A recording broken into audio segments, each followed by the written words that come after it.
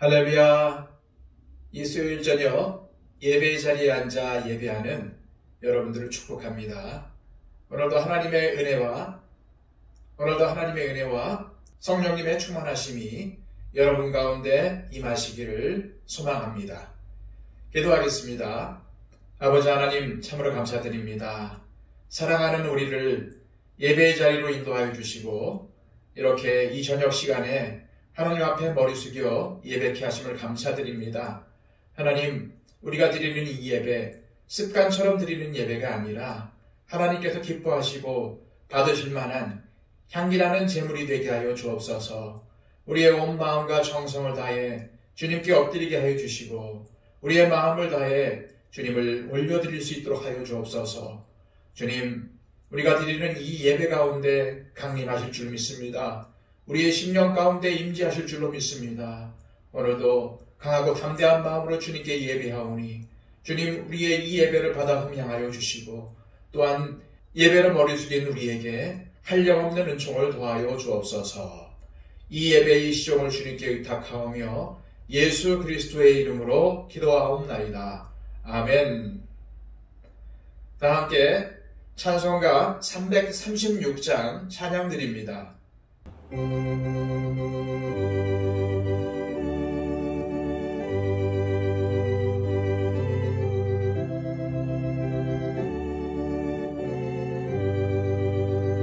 환난과 핍박 중에도 성도는 신앙 지켰네. 이 신앙 생각할 때에 기쁨이 충만하도다. 성도의 신앙 따라서 죽도록 충성하겠네.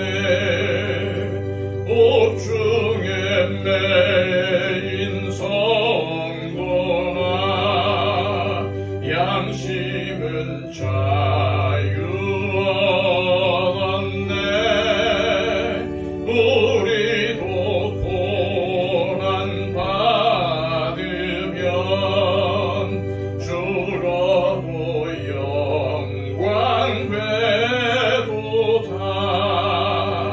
성도의 신앙 따라서 죽도록 충성하겠네. 성도의 신앙 본받아 원수도 사랑하겠네. 인자한 언어 행실로 이 신앙 전파하리라. 성도의 신앙 따라서 죽도록 충성하겠네.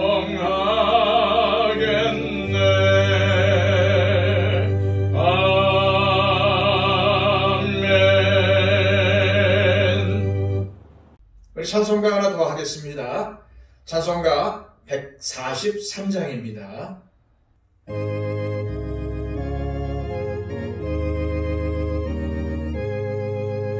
웬 말인가 날 위하여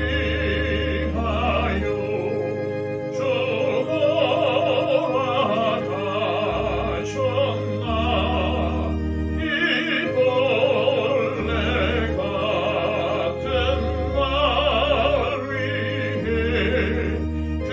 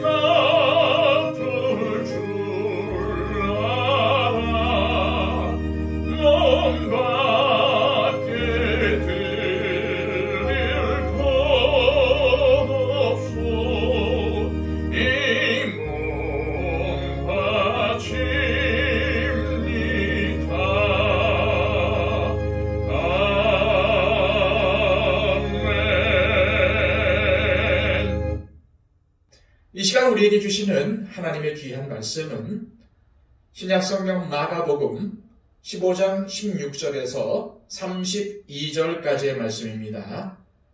신약성경 83쪽입니다. 군인들이 예수를 끌고 브라이도리온이라는 뜰 안으로 들어가서 온 군대를 모으고 예수에게 자색옷을 입히고 가시관을 엮어 씌우고 격리하여 이르되 유대인의 왕이여 평안할지어다 하고 갈대로 그의 머리를 치며 침을 뱉으며 꿇어 절하더라. 희롱을 다 한 후 자색옷을 벗기고 도로 그의 옷을 입히고 십자가에 못 박으려고 끌고 나가니라. 마침 알렉산더와 루포의 아버지인 구레네 사람 시몬이 시골로부터 와서 지나가는데 그들이 그를 억지로 같이 가게 하여 예수의 십자가를 지우고 예수를 끌고 골고다라 하는 곳, 번역하면 해골의 곳에 이르러 몰약을 탄 포도주를 주었으나 예수께서 받지 아니하시니라. 십자가에 못 박고 그의 옷을 나눌세 누가 어느 것을 가질까 하여 제비를 뽑더라.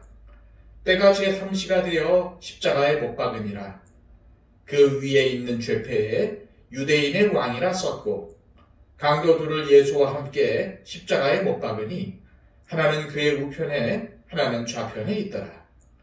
지나가는 자들은 자기 머리를 흔들며 예수를 모욕하여 이르되 아하 성전을 헐고 사흘에 지는다는 자여 네가 너를 구원하여 십자가에서 내려오라 하고 그와 같이 대제사장들도 서기관들과 함께 희롱하며 서로 말하되 그가 남은 구원하였으되 자기는 구원할 수 없도다.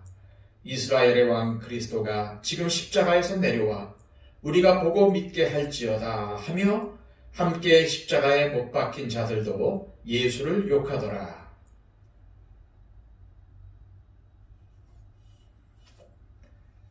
오늘 본문은 예수님이 희롱과 모욕을 당하시며 십자가에 달리시는 장면입니다.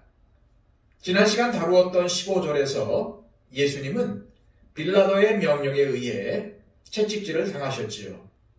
유대인들의 율법에는 잘못에 대해 형벌을 가할 때 40대까지만 때리도록 규정을 했는데 혹시 잘못할까봐 39대까지만 때렸습니다.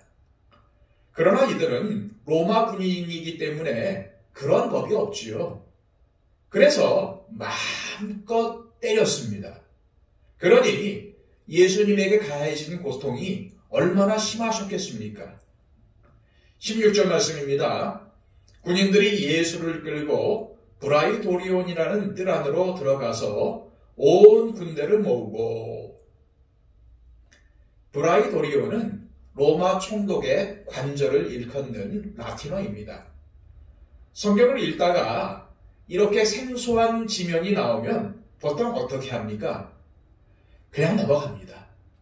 하지만 놀랍게도 이 브라이도리온을 비롯한 성경에 나오는 이러한 단어들은 성경의 내용이 진짜라는 사실을 우리에게 증명해 주는 것입니다.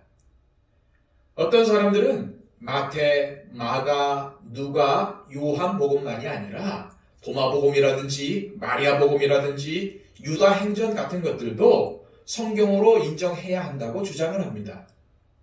그러면서 당시 교회 권력 싸움에서 이긴 자들이 선호하는 책들이 정경에 포함되었고 그렇지 않은 책들은 배제되었다고 얘기를 합니다. 그러나 결론부터 말씀드리자면 그것은 전혀 사실이 아닙니다. 뭘 모르기 때문에 그렇게 말하는 것이죠. 역사상 기독교회를 가장 위협했던 이단은 영지주의 이단입니다. 영지주의는 주 1세기경에는 사상운동 차원으로 머물다가 2세기부터는 교회 안에 파고들어서 엄청난 혼란을 일으켰습니다. 이 영지주의가 활발해지니까 가짜들이 등장하기 시작했습니다. 도마복음, 마리아복음, 유다행전 같은 것들이 바로 그러한 것들입니다. 이래서는 교회를 지키기가 힘들겠다고 생각한 성경 연구가들이 모여서 정리하는 작업을 했습니다. 그때 기준이 세 가지가 있었습니다. 기준 1.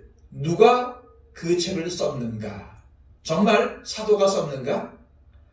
사도가 쓴 증거가 희박하면 제외시켰습니다. 기준 2. 이 책은 정말 주후 100년 이전에 쓰였는가? 가장 마지막에 죽은 사도는 요한으로 요한이 죽은 때를 대략 주후 90년경으로 봅니다.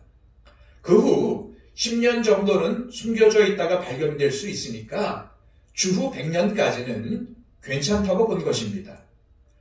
그런데 전혀 안 나오다가 150년쯤 되니까 뭐가 하나 나오고 200년쯤 되니까 뭐가 하나 나오고 또 300년쯤 되니까 또 다른 게 나오고 그러면 그것은 아니라는 것입니다. 기준 3. 원래부터 교회에서 인정을 받던 것인가? 아니면 갑자기 들어온 것인가? 갑자기 유명한 사도의 이름을 빌려서 등장하면 그것은 아니라는 것입니다. 이런 세 가지 기준으로 테스트를 해서 신약의 27권만은 틀림없다는 겁니다. 이 책들은 사도들이 쓴 것이고 100년 이전에 쓰인 것이고 원래부터 우리가 알고 있는 책들이라는 겁니다. 그래서 이것들만 인정해야 한다고 해서 신약 27권만 인정하게 된 것이죠. 가짜 책들은 사상을 말하지 사건을 이야기하지 못한다는 약점이 있습니다. 예를 들어서 도마복음이나 마리아복음은 예수님이 뭐라고 말씀하셨다는 사상을 이야기하지 그때에 일어난 사건을 이야기하지는 못합니다. 왜 그럴까요? 그때 살았던 사람이 아니기 때문에 그 상황을 모르는 것입니다. 여기 브라이도리온이라는 단어가 바로 그런 것입니다. 이것은 그 당시 실제로 살았고 그것을 직접 목격했던 사람이 기록한 것입니다. 본 사람이 아니라면 이것을 어떻게 알 수가 있겠습니까? 브라이도리온이란 뜻 안으로 예수님을 끌고 간 군인들은 예수님을 희롱하기 시작합니다. 자, 17절에서 19절까지의 말씀입니다.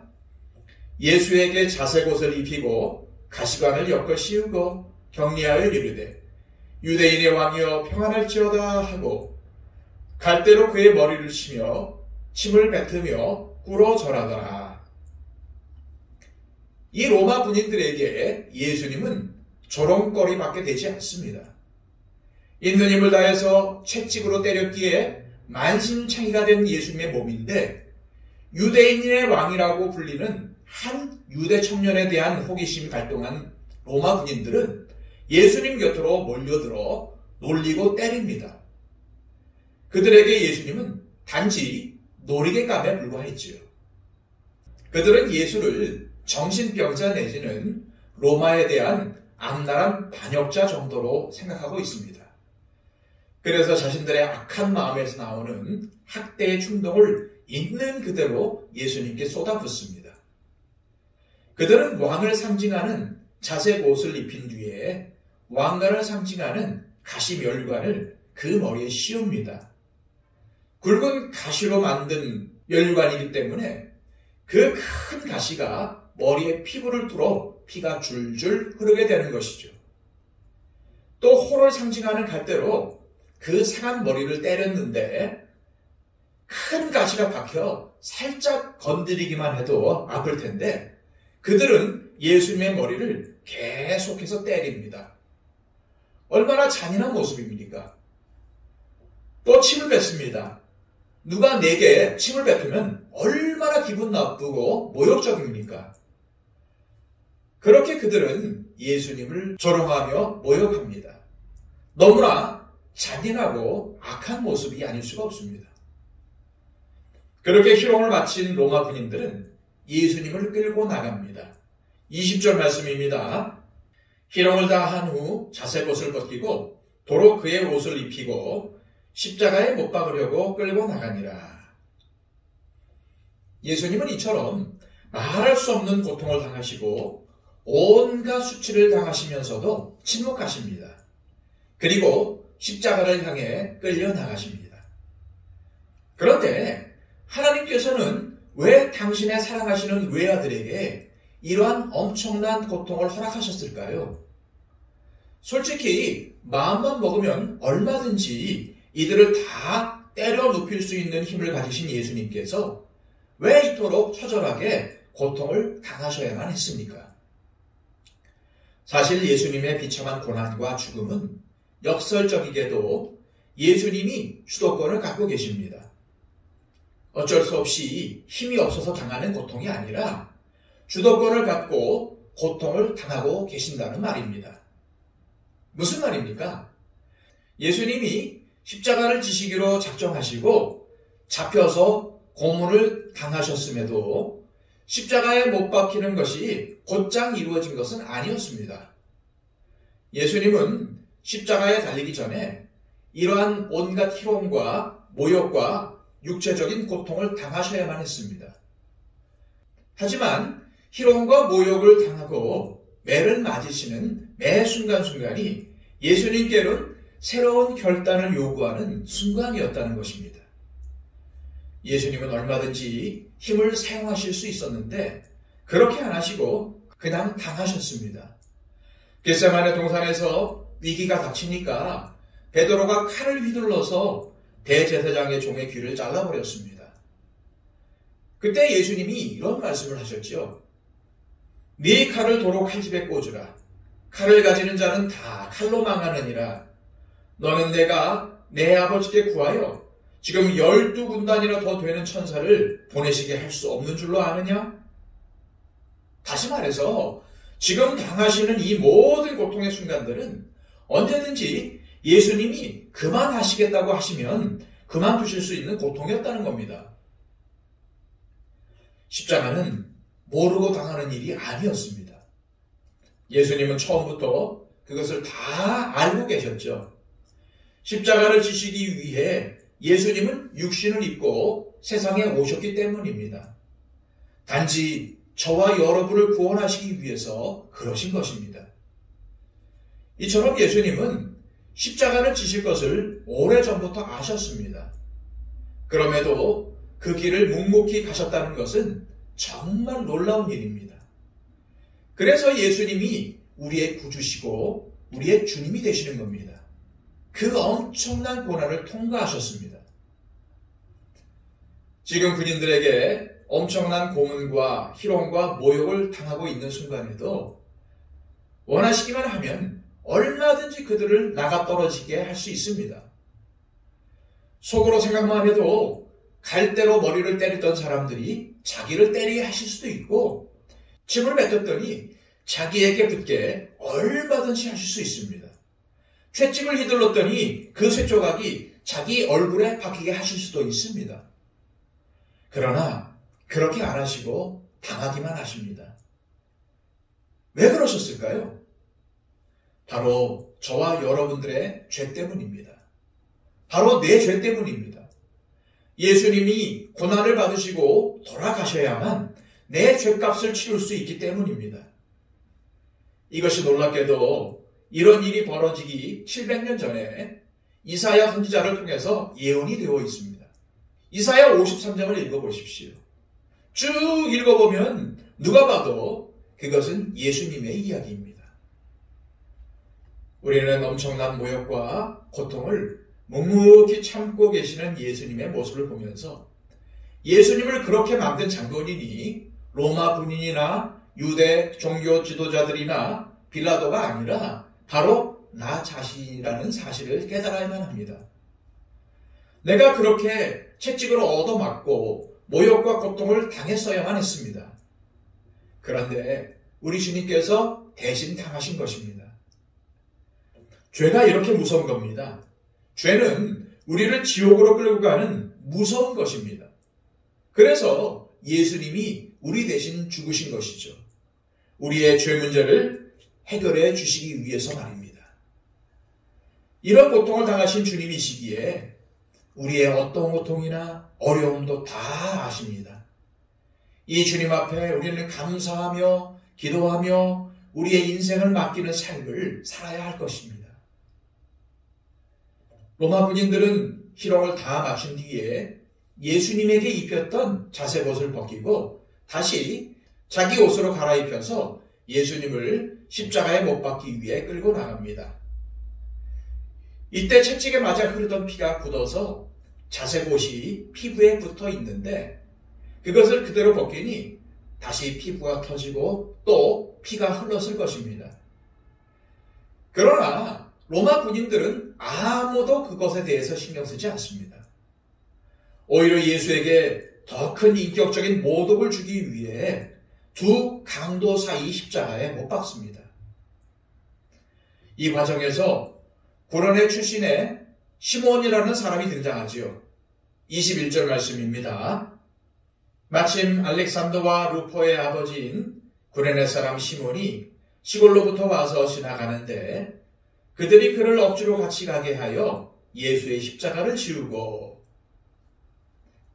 당시 로마 군인은 로마가 정복한 식민지 사람들에게 강제로 노동을 시킬 수 있는 권한이 있었습니다. 그래서 예수님도 산상수훈에서 오리를 가자고 하는 사람과 십리를 가져오라 라고 하셨던 거죠. 로마 군인들은 시몬을 잡아 억지로 예수님의 십자가를 지게 합니다. 워낙 고문을 심하게 당하셔서 제대로 걸을 수도 없었기 때문에 대신 십자가를 지게 한 것입니다. 사실 시몬은 그곳을 지나가던 사람입니다. 그런데 갑자기 군인들에게 붙들려서 억지로 끌려 나와서 십자가를 지게 됩니다. 그러니 시몬의 마음은 매우 억울했을 것입니다. 하지만 이것이 놀라운 축복의 시작이었습니다. 오늘 본문에는 이 시몬의 두 아들인 알렉산더와 루포의 이름이 기록이 되어 있습니다. 그런데 마가가 왜 굳이 이 두 사람의 이름을 썼겠습니까? 그냥 어떤 사람이 대신 십자가를 지고 갔다라고 하면 되는데 굳이 알렉산더와 루포의 아버지인 구레네 사람 시몬이 십자가를 대신 지고 갔다라고 기록을 합니다. 즉 이 말은 마가복음을 처음 받아서 읽던 당시 성도들이 알렉산더, 루포 또 그들의 아버지인 시몬을 다 알고 있었다는 말입니다. 다시 말해서 이들이 예수님을 믿는 성도였다는 말입니다. 특히 루포는 사도 바울이 동역자들의 이름을 쭉 기록한 로마서 16장에도 나옵니다. 시몬은 갑자기 억지로 예수님의 십자가를 졌을 때 무슨 생각을 했을까요? 아마 억울함을 느꼈을 것입니다. 또 재수가 없다고 생각을 했을 것입니다. 그러나 그는 자기의 바로 곁에서 피를 흘리며 비틀거리면서 걸어가는 그분이 바로 메시아라는 것을 알았을 때 얼마나 감격했겠습니까? 그 누구보다도 메시아의 마지막 순간을 가까이에서 지켜볼 수가 있었습니다. 그 어떤 사람도 예수님이 십자가를 지고 가실 때에 이 시몬보다 더 가까이 있었던 사람은 없습니다. 이 시몬이 아예 예수님을 끌어안고 부축하면서 갔을 것이라고 학자들은 말합니다. 그러면 예수님의 피가 그에게도 묻었을 것입니다. 누구보다도 생생하게 예수님의 고난과 죽음의 현장을 목격하고 체험한 사람이 바로 이 시몬입니다. 그런 자기의 체험과 목격을 아들들에게까지 증언하며 믿음을 전수했으니 정말 축복입니다. 시몬은 예수님의 구원 사역을 도운 것입니다. 우리도 때때로 주님의 일을 하다 보면 알지만 귀찮고 하기 싫을 때가 있습니다.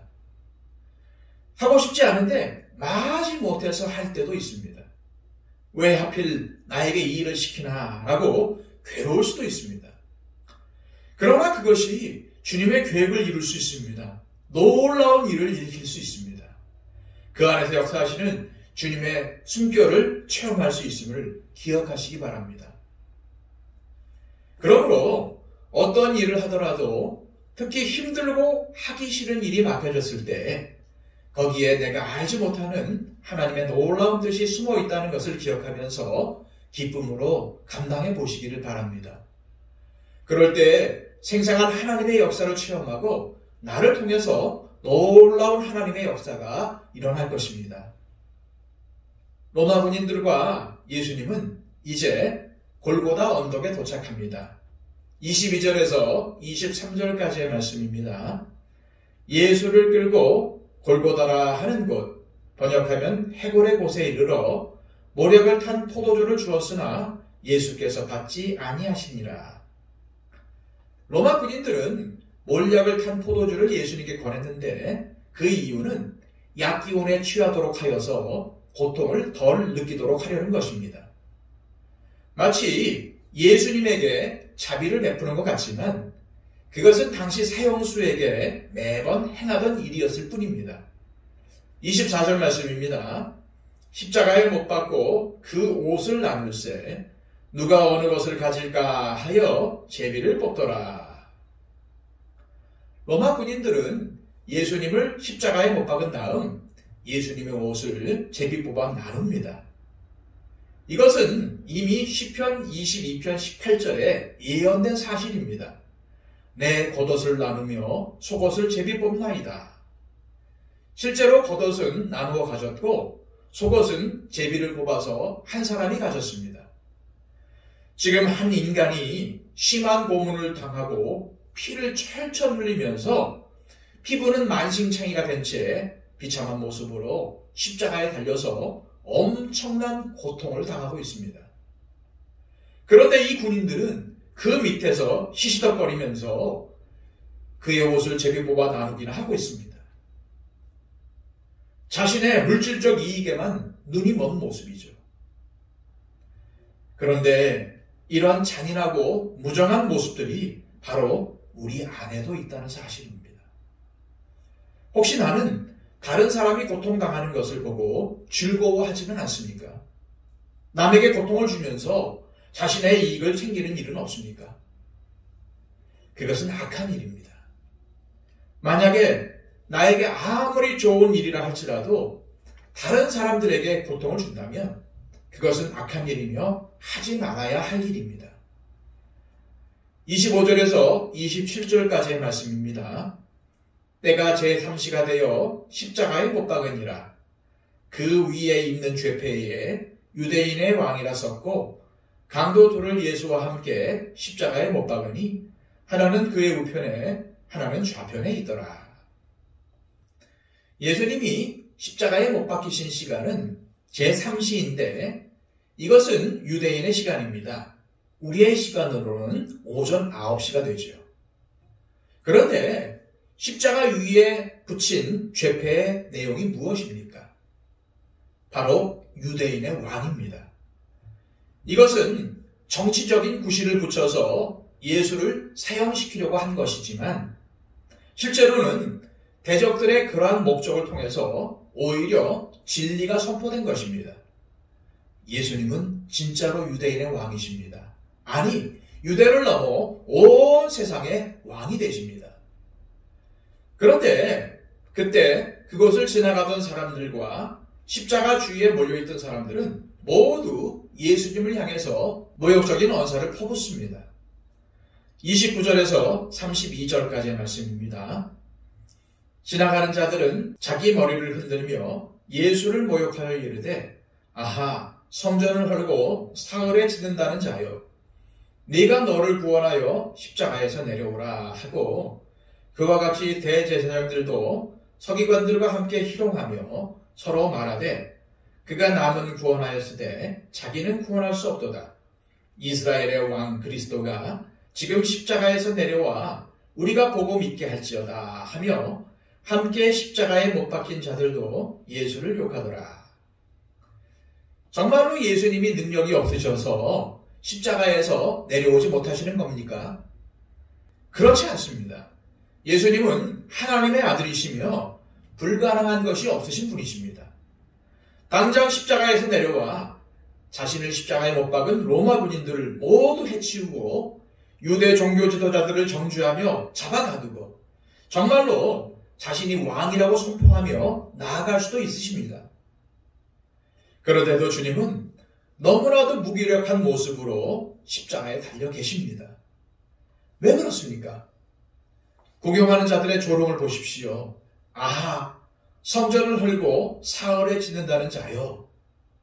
아하라는 말은 놀리는 말입니다. 예수님 앞에서 깐죽거리면서 조롱하는 것입니다. 스스로 너를 구원하여 십자가에서 내려오라. 남은 구원했는데 자기는 구원을 못하네. 라고 놀리는 겁니다.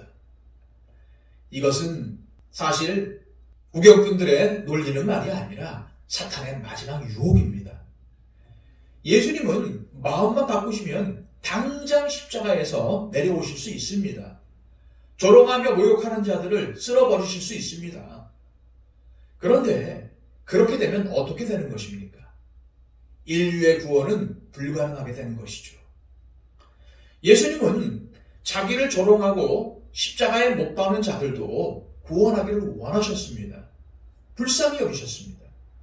그래서 이 유혹의 소리를 견뎌내시고 십자가 위에서 돌아가신 것입니다. 이처럼 진정한 능력은 희생에서 나옵니다. 힘이나 권력에서 나오는 것이 아니라 희생에서 나옵니다. 강하게 나가면은 좋아하는 사람들도 있습니다. 그런데 그 강한 이면에는 반드시 대적이 생기게 마련이죠. 더욱이 주님은 자신을 십자가에 못 박은 사람들 역시도 구원하기를 원하셨습니다. 왜냐하면 그들도 사랑하시기 때문이죠. 이것은 참된 힘이고 사랑이며 겸손입니다. 그런데 우리는 조금이라도 내게 비판적인 말을 하는 사람이 있으면 어쩔 줄 몰라 하며 괴로워하고 어떻게 반격을 가할지에 대해서 생각을 합니다. 또한 사실이 아닌데 나에 대해서 안 좋은 소문을 퍼뜨리고 다니는 사람들을 보면은 한방 때려주고 싶은 마음도 듭니다. 그러나 그것은 주님께서 원하시는 방법이 아닙니다. 그렇게 하는 것은 진정한 승리가 아닙니다. 무력은 적을 만들고 미움을 낳습니다. 진정한 승리자는 용서하는 사람입니다. 참아주는 사람이며 져주는 사람입니다. 이길 수 있지만 참고 그냥 당하는 사람. 충분히 능력이 있지만 자신을 과시하지 않는 사람. 자신을 미워하는 사람들에게도 웃음을 띠며 사랑하는 사람. 이런 사람이야말로 주님의 마음을 가진 사람입니다. 물론 이것은 너무나 힘듭니다. 나를 헐뜯고 미워하는 사람이나 나를 밟고 올라가려는 사람을 용서한다는 것은 인간으로서 불가능한 일입니다. 그러나 주님의 마음을 가진 자는 그렇게 할 수 있습니다. 예수님을 믿고 예수님을 내 안에 모신 사람은 가능하다는 말입니다. 이것은 하루아침에 갑자기 이루어지는 것은 아니죠. 그러나 주님과 늘 동행하는 훈련이 되어 있는 사람은 가능합니다. 항상 하나님과 동행하는 사람들은 모든 상황을 하나님은 알고 계신다는 것을 믿기에 참기 어려운 극한 상황에서도 믿음으로 참고 견디면 먼저는 하나님께서 알아주시고 다음으로는 사람들도 우리를 인정해 줄 것이라는 것을 믿습니다. 하지만 사람들이 알아주지 않아도 우리는 절대로 걱정할 필요가 없습니다. 하나님의 나라에서 상급이 클 것이기 때문입니다. 고통과 죽음을 당하면서도 인내하시고 사랑하신 예수님께서 온 세상의 주가 되셨듯이 우리도 고통을 이긴 뒤에는 큰 영광을 얻게 됩니다. 혹시 나를 힘들게 한 사람이 있습니까? 또한 내게 잘못한 사람이 있습니까? 용서가 안 되는 사람이 있습니까? 우리를 구원하시기 위해 고통과 죽음까지 당하신 예수님을 생각하며 용서하고 희생하고 인내할 수 있기를 소망합니다. 우리를 죽기까지 사랑하신 예수님께서 온 인류를 구원하셨듯이 우리도 그 사랑을 품고 참으면 주변 사람들을 구원하는 역사가 일어나게 될 것입니다. 기도하겠습니다. 오늘 말씀을 통해서 우리에게 말씀하신 하나님의 음성을 믿습니다. 예수님께서 온갖 조롱과 모욕을 당하셨지만 끝까지 참으셨던 것처럼 우리도 이 세상을 살아갈 때에 모욕당하고 조롱당하고 억울한 일을 당할 때에 주님의 모습을 기억하며 참게 하여 주옵소서. 참고 견디고 인내하며 주님께서 우리를 위해 이루신 사랑과 의를 우리도 또한 이루게 하여 주옵소서. 주님, 무엇보다도 나를 위해서, 우리를 구원하기 위해서 모든 모욕과 고통을 참으신, 죽음까지도 견뎌내신 주님을 사랑합니다. 날마다 주님을 사랑하며 주님의 마음을 품고 살아갈 수 있도록 우리를 도와주옵소서. 예수 그리스도의 이름으로 기도하옵나이다. 아멘.